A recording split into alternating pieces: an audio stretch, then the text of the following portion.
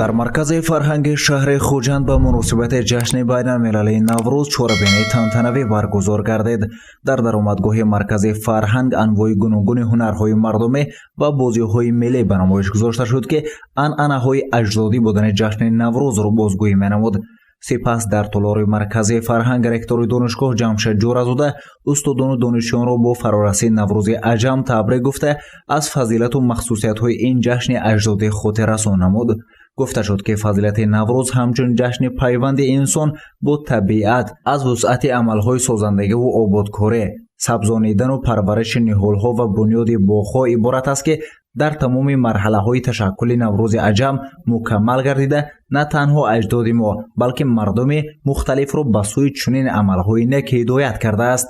ректори донишгоҳ афзуд, ки ба ҳайси ҷашни ҷаҳонӣ пазируфта шудани Наврӯз гувоҳӣ аз он аст, ки ҳанӯз дар замонҳои қадимтари нёгони мо ҷашнеро падид оварда буданд, ки паёми ваҳдату муҳаббат, покию садоқат, зебоию нафосат ва бедорию заҳмат мебошад.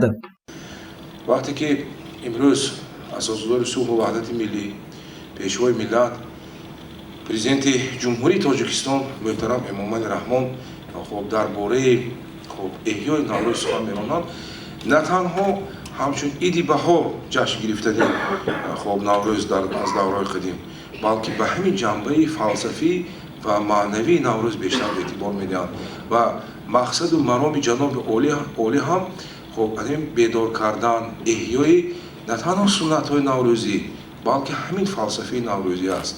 яъне фалсафаи некӣ аст, фалсафаи рӯшанӣ аст, ки дар ҳар як баромад, дар ҳар як суханронии пешвои миллат ана ҳамин идея, ана ҳамин арзиш садо медиҳад ва мо зиёин бояд ҳамин чизро дуруст ва бо хубӣ дарк кунем.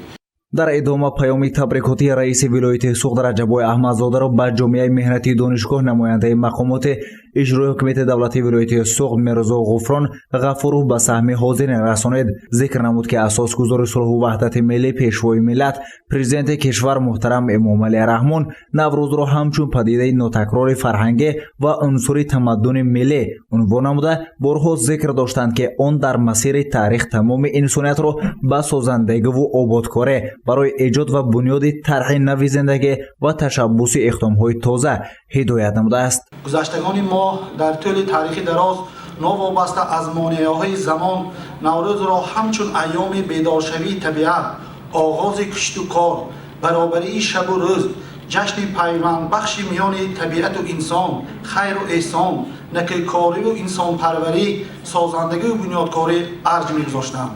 барномаи рангину фарҳангиву фароғатӣ иборат аз шеъру суруд, рақсу саҳна ба чорабини ҳусни тоза бахшед.